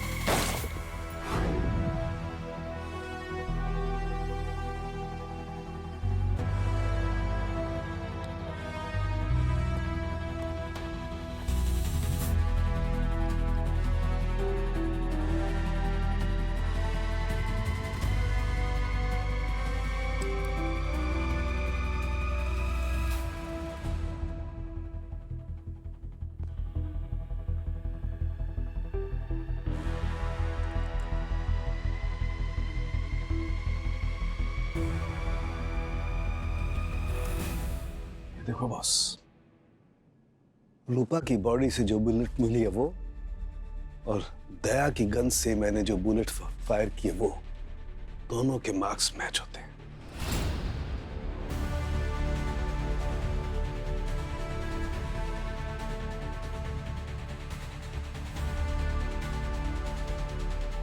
रूपा की मौत तुम्हारी गन से चली हुई गोली से हुई है दया। ये कैसे हो सकता सर? जब मैंने अपने गन से गोली चलाई नहीं तो रूपा मेरी गोली से कैसे मर सकती है? तो फिर ये क्या है दया? क्या ये? सर जो स्वॉब मैंने दया सर के हाथों से लिया था उसकी रिपोर्ट आ गई है। क्या? सर दया सर के हाथ से गन पाउडर के ट्रेसेस मिले हैं और रूपा का टाइम ऑफ डेथ भी लगभग वही है जब सीआईडी की टीम वहां रूपा के घर पे मौजूद थी।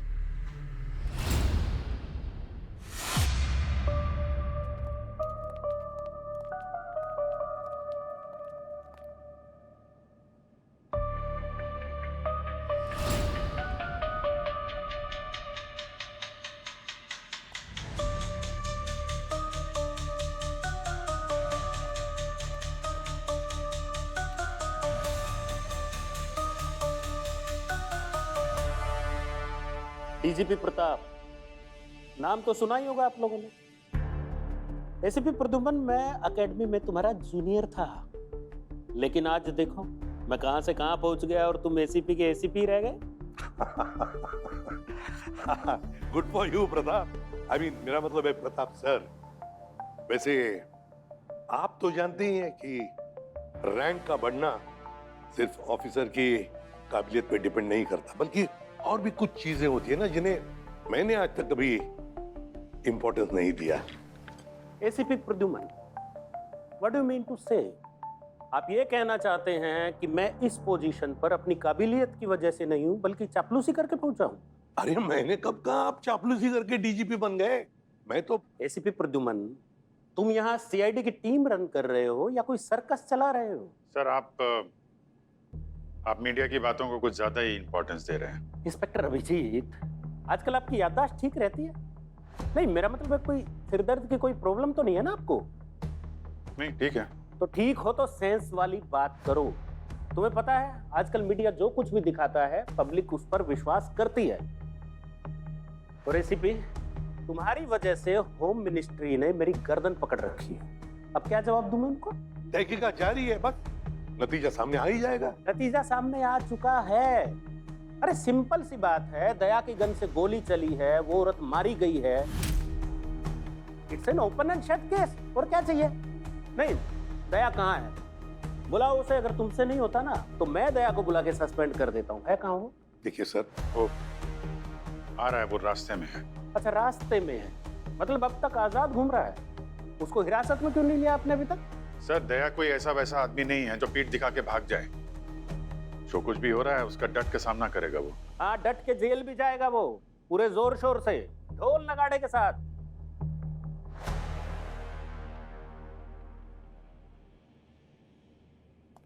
Doctor Salunke, yes sir, the expert, तो क्या कहती है आपकी साइंस? दया निर्दोष है या अपराधी है? वेल सर, अभी तक की सारी रिपोर्ट तो दया के खिलाफ ही है। मतलब भी कंफर्म है कि दया की गन से गोली चली है?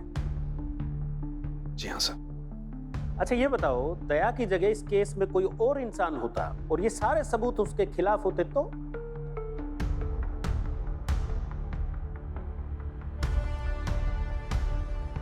तो सर वो अभी तक अरेस्ट हो गया होता। करेक्ट। एसीपी प्रद्युमन, डॉक्टर सालुके ने क्या कहा सुना ना आपने अच्छे से? वो अब तक अरेस्ट हो गया होता। अब ये जो पक्षपात कर रहे हैं ना आप दया को बचाने के लिए, ये बिल्कुल ठीक नहीं है। मैं दया की साइड नहीं ले रहा हूँ। लेना भी मत, वरना मुसीबत में पड़ जाओगी। मैं सिर्फ वक्त चाहता हूँ सर। एसीपी प्रद्युमन, आपके बेटे नकुल की मौत के बाद जो मेडल आपको मिला था आपने संभाल के रखा है ना? नहीं, कहीं ऐसा तो नहीं है कि उसकी चमक फीकी पड़ने लगी हो? बस बहुत बोल लिया तुमने। रही बात दया की, अगर दया गुनहगार है तो मैं उसे गिरफ्तार करूंगा। Very good ACP, all the best.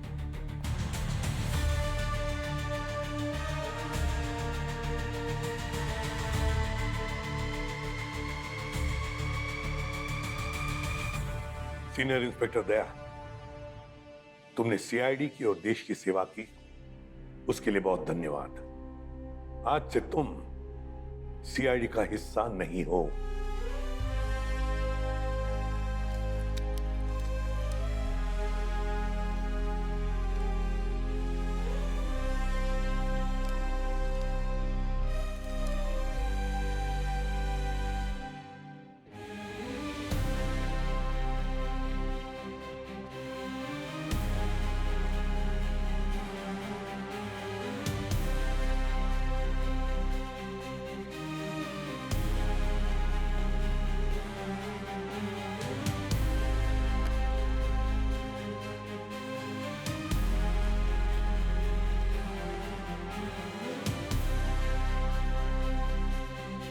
चाहे किसी भी हद तक जाना पड़े मुझे, दया की बेगुनाही साबित करके ही रहूंगा। दुनिया की नजर में शायद होगा वो अपराधी, मगर मेरा दिल जानता है कि वो कभी किसी निर्दोष को नुकसान नहीं पहुंचा सकता। अबे कैसा आदमी था? भय? सर, ये तो मेरे पहले पति का नाम है। कौन से जेल में? सेंट्रल जेल में। ये अबे जेल के अंदर ही है सर, और उसको आज 4 बजे फांसी होने वाली है। अबे जैसा पंटर मैंने अपनी लाइफ में आज तक नहीं देखा। ऐसा क्या अलग अनोखा था उसमें? साहब एकदम वैज्ञानिक दिमाग था। हम लोग उसको जेल में न्यूटन खोपड़ी कहते थे। वैज्ञानिक दिमाग? बोले तो कुछ ना कुछ आविष्कार करता रहता था। हाँ? क्या क्या आविष्कार करता था? क्या बनाता था? कुछ तो मशीन टाइप बनाता था।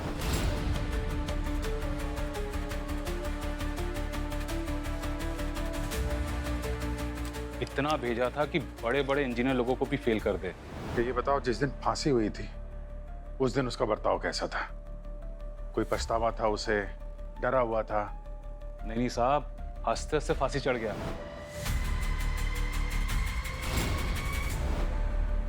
क्या वजह क्या थी इतनी खुशी की उसकी? कुछ बताया था उसने? उसने कुछ बताया नहीं सर। हो सकता है वो जल्द से जल्द इस दुनिया को अलविदा कहना चाह रहा था। जेल में उससे कोई मिलने आता था? नहीं सर, उससे मिलने कोई नहीं आता था।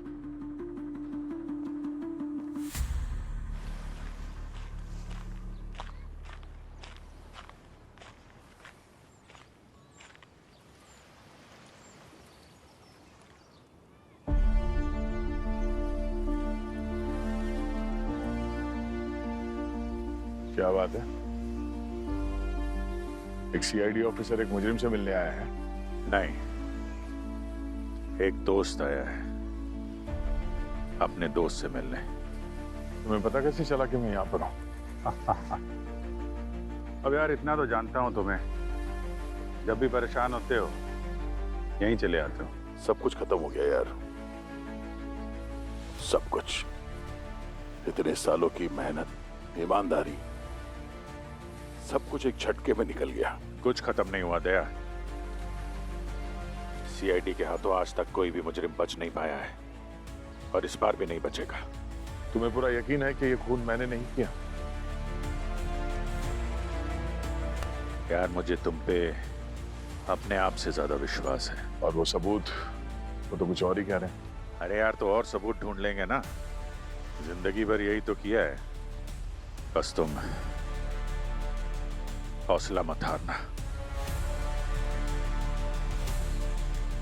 जिस दया की बात कर रहे हैं ना, उसने अब तक 43 गोलियां खाई हैं कानून और न्याय की रक्षा के लिए। 43 गोलियां?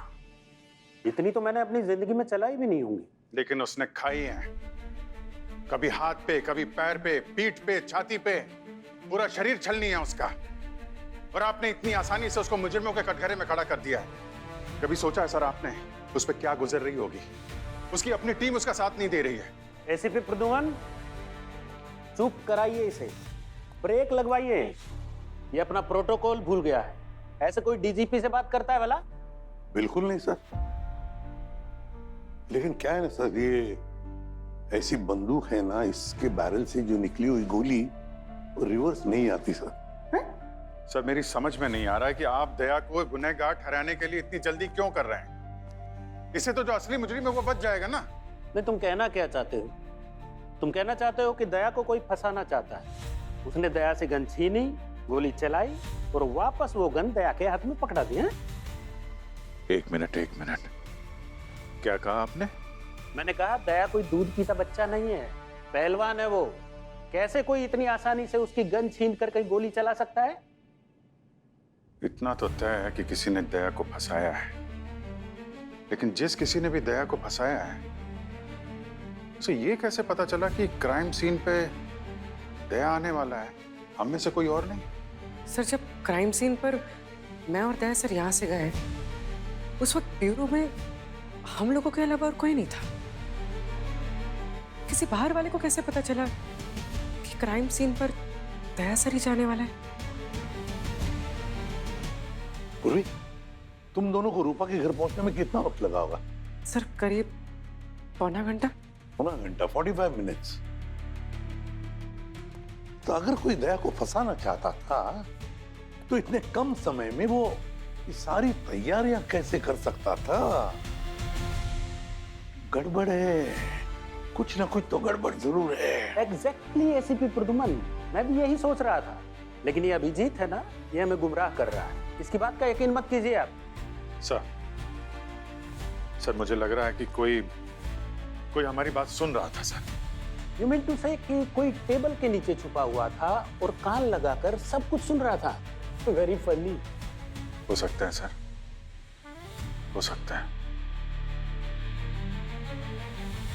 पंकज, जब वो नकली अभय आया था तो कहाँ मिले थे तुम उससे? कहाँ बैठा कहाँ था? सर,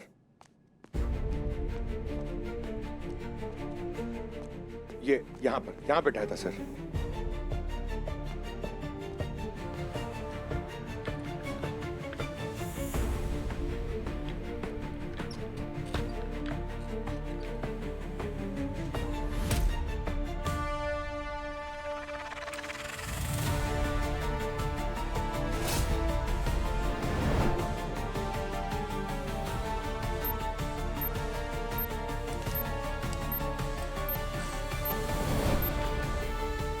ये आपके मुजरिम का कान। मतलब ब्यूरो में कोई बग लगा के चला गया और आप लोगों में से किसी को खबर तक नहीं हुई। कमाल है। सर मुझे लगता है उस मुजरिम के पास हम सबके खिलाफ सबूत हैं।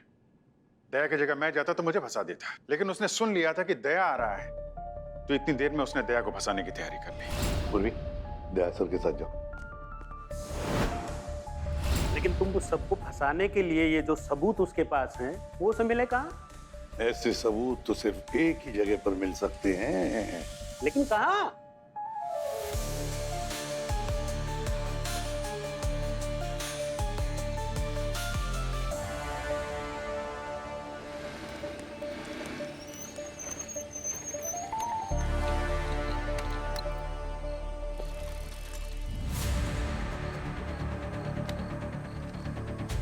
यार अभिजीत, मेरे साथ जो होगा सो होगा, पर मेरे लिए तुम जो रिस्क ले रहे हो ना, कल को अगर तुम्हारे ऊपर कोई इल्जाम लग गया है तो मैं अपने आप को कभी माफ नहीं करूंगा यार।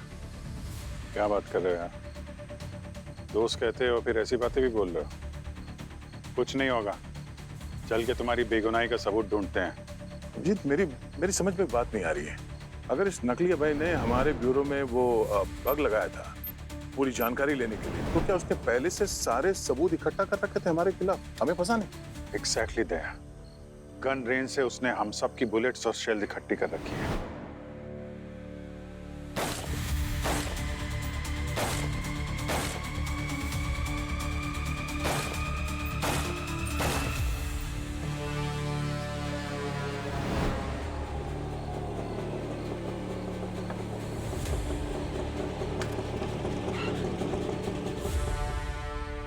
डॉक्टर सालू के यहाँ पे तूने बुलाया?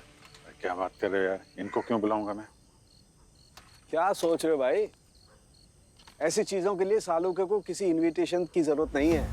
लेकिन सर, आपको पता कैसे चला कि हम लोग यहाँ पर हैं? भाई मैं तुम दोनों को फोन करता रहा और तुम दोनों का फोन लगातार बंद आता रहा, तो मैं समझ गया बस तुम दोनों अपने अपने फोन ऑफ करके इस गुत्थी को सुलझाने के लिए यहाँ पर आ गए हो। सर, अगर 2 सवालों के जवाब मिल जाएं तो दया की बेगुनाही का सबूत मिल जाएगा। पहला, दया ने फायर नहीं किया तो गन पाउडर उसके हाथ पे आया कैसे? और दूसरा, अगर दया ने गोली नहीं चलाई तो उसकी गोली से रूपा की मौत हुई कैसे? तो ढूंढते, दोनों सवालों के जवाब ढूंढते। लेकिन दया, सबसे पहले तुम ये बताओ कि तुमने आते ही सबसे पहले किस चीज को छुआ और उसके बाद कहां कहां पर हाथ लगाया? सबसे पहले तो मैंने डोरबेल बजाई थी। चलो फिर वहीं से शुरू करते हैं।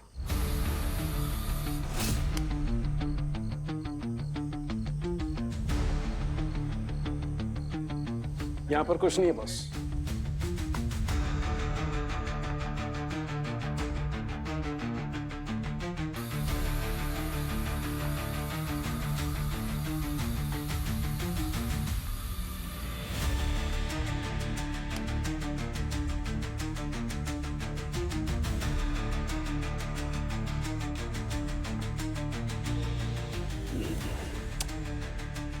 अच्छा दया, तुमने इस जगह के अलावा भी कहीं हाथ लगाया था? और ऊपर दरवाजे के हैंडल पे।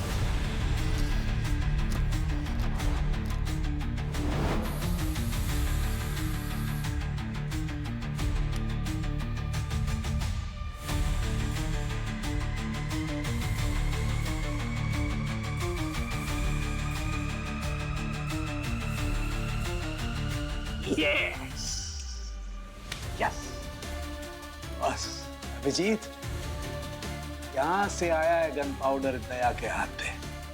ये गन पाउडर इस नॉब पर पहले से ही लगा हुआ था। ये देखो, दिख रहा है?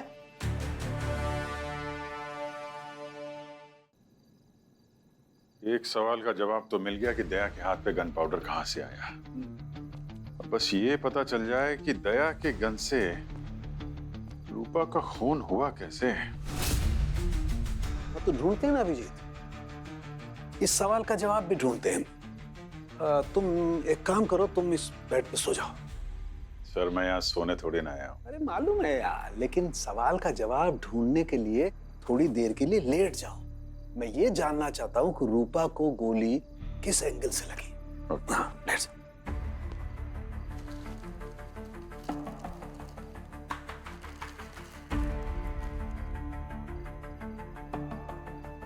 अच्छा दया,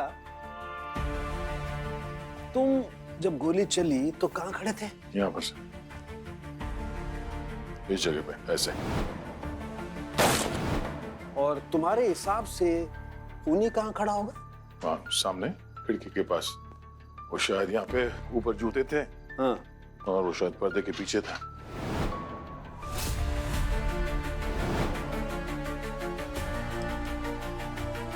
दया, एक काम करो, तुम ये लेजर लाइट अभिजीत के पेट पे वहां मारो जहां पर रूपा को गोली लगी थी। मारो।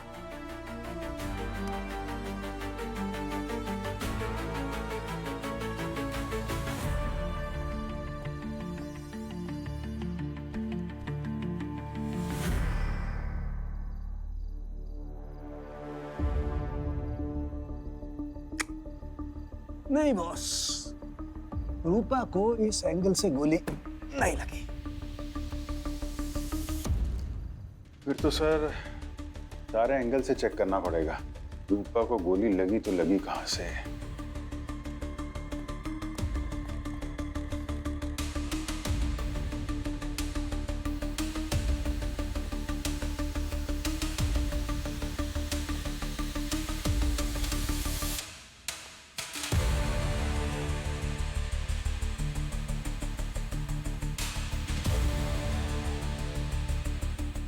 अरे यार, कहीं से भी 30 डिग्री का एंगल नहीं बन रहा है। वो एंगल जिस एंगल से रूपा को गोली लगी है।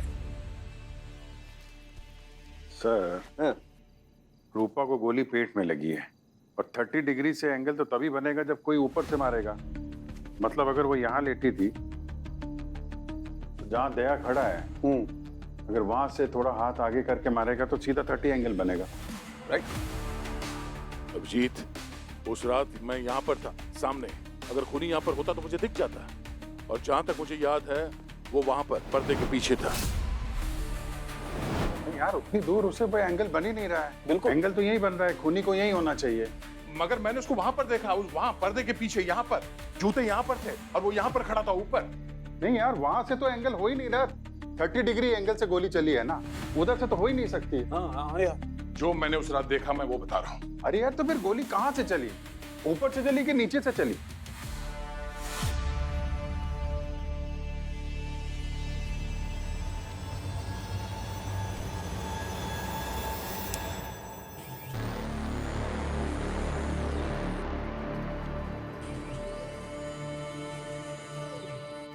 ये कैसी आवाज? यार ये स्विच ऑन करने से शुरू हुई आवाज।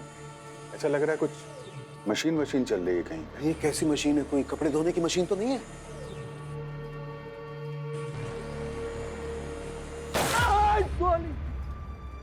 ठीक है, ऐसे ही गोली चली उस रात भी यहाँ से। यहाँ बेड पे भी कुछ मुझे वाइब्रेशन महसूस हुई थी। हाँ, डॉक्टर साहब, आप ठीक तो हैं? हाँ। फिर चले। गोली कौन चला रहा है? एक मिनट दया, हाँ? यहाँ पे आना, जहाँ उस दिन खड़े थे तुम। अभी उधर से आए थे, यहाँ पे आना जरा।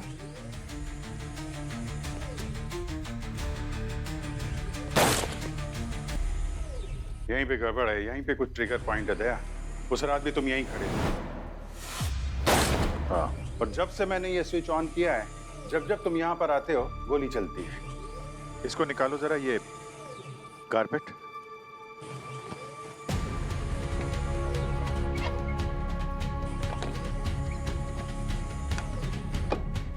ओह माय गॉड, ये है गोली का राज। इस पैडल पे जैसे ही तुम्हारा पैर पड़ा, गोली चली।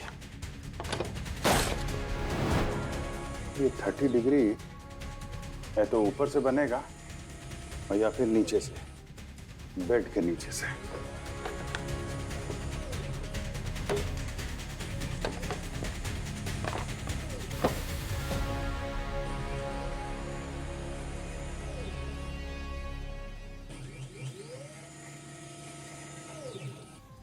ये देखो,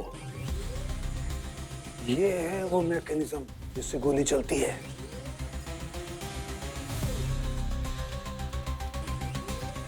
तो शायद ये रूपा पेट के बल सोई थी बेड पे जब मैंने उस टाइल के ऊपर पैर रखा। जैसे तुमने टाइल्स पे पैर रखा, गोली चली और सीधा उसके पेट में घुस गई। राइट। और हम सोच रहे थे कि गोली कहीं ऊपर से चली है और एग्जिट वुंड है नहीं, इसलिए गोली पेट में मिली है। इसलिए हमने नीचे से गोली चलने के बारे में सोचा ही नहीं, होता तहकीकात ही नहीं की। दोनों सवालों के जवाब मिल गए हैं और दोनों में तुम बेकसूर हो। जिस किसी ने भी ये किया है, बहुत गहरी साजिश की है उसने। किसी सीआईडी ऑफिसर का इस तरह गैरकानूनी तरीके से क्राइम सीन में घुस जाना ठीक बात नहीं है। सर, मैं जानता हूं मैंने प्रोटोकॉल तोड़ा है, पर ड्यूटी ज्वाइन करते वक्त हमें यही सिखाया गया था कि सबसे बड़ा प्रोटोकॉल होता है असली खूनी को पकड़ना। अच्छा, मेरी gun. Thank you.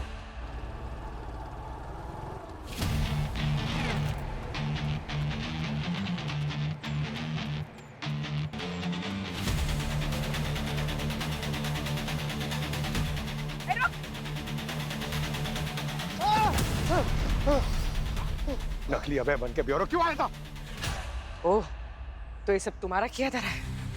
Gun range से गोलियां चुरा कर क्यों फंसाया था सर को? ब्यूरो में बग क्यों लगाया तूने? हाँ, अपने किसी मकसद से या किसी और के कहने पर? मैंने कहा था ना, मेरे सपने सच हो जाते। आज ना मैंने अपने ही मौत का सपना देखा है। क्या? इसे खा लिया। उसको हॉस्पिटल लेके चलते। कोई फायदा नहीं, ही इज डेड। लगता है सिर्फ एक प्यादा है, किसी के इशारे पे कर रहा था ये सब। इसका फोन चेक करते, शायद कुछ मिल जाए।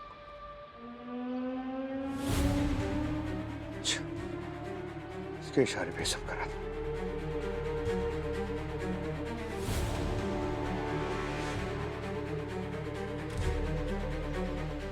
सर, पता चल गया खूनी कौन है।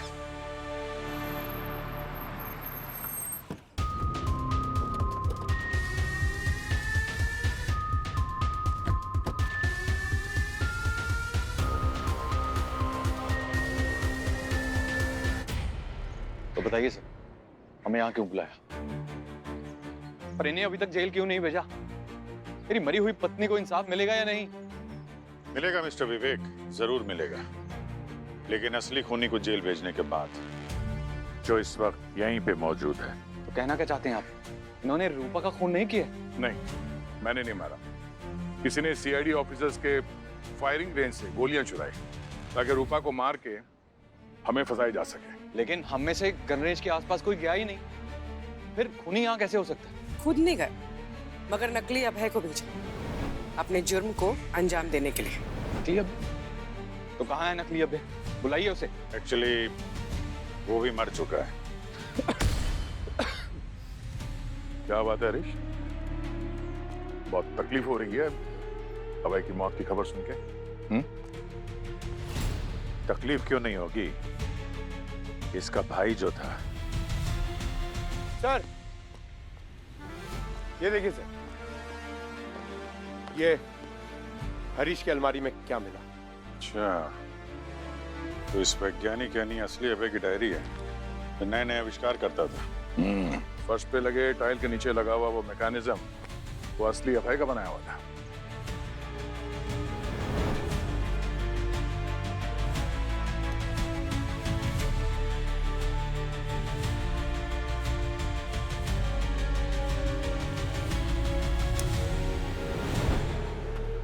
अरे अरे अरे, कहां भाग रहे हो? हैं? तुम्हारे दांतों का मैकेनिज्म बदलना है अभी।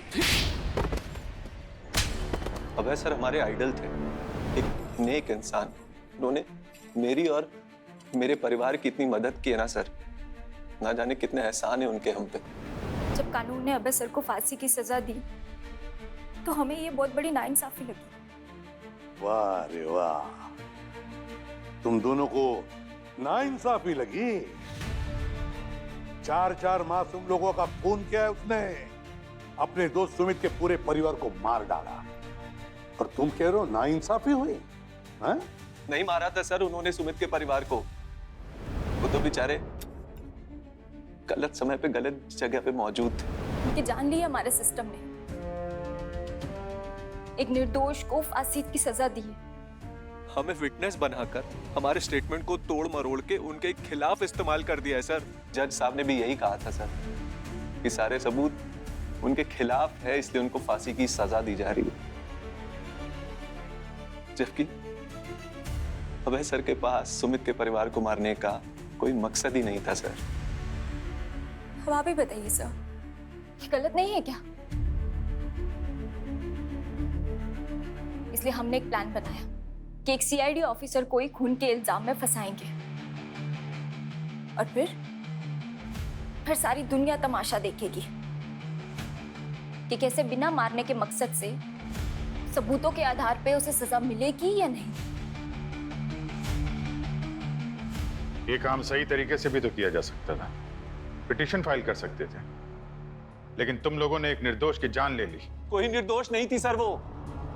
अभय सर के जेल जाते ही 2 महीने में दूसरी शादी कर ली रूपा ने। रूपा ने सुमित के परिवार को मारकर अभय को जेल भेजने की साजिश रची ताकि उसका रास्ता साफ हो जाए और वो एक अमीर आदमी से शादी कर ले। शातिर औरत थी सर। ना सिर्फ तुम दोनों ने रूपा की हत्या की, बल्कि इंस्पेक्टर दयानंद जैसे एक नेक और जाबाज सीआईडी ऑफिसर की गरिमा पर कीचड़ उछाला। कानून तो तुम्हें सख्त से सख्त सजा देगा। For more updates, subscribe to our channel, click the show links and enjoy watching the videos.